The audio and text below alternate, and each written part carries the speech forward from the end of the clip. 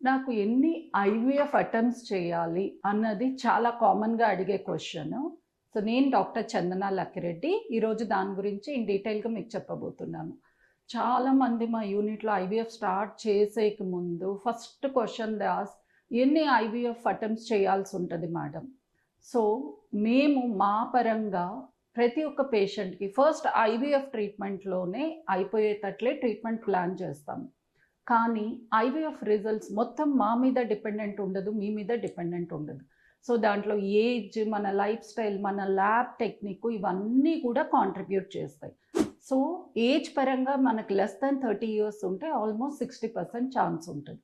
So, ఒకవేళ మనం ఈ 40%లో పడినా మనకి ఫ్రీజింగ్‌లో ఉన్న ఎంబ్రియోస్‌ని గానీ, మనం ఇంకొక 1 ఆర్ 2 టైమ్స్ ట్రాన్స్‌ఫర్ చేస్తే 90% వరకు మనకి రిజల్ట్ వస్తది. So the answer is 1 to 3 atoms.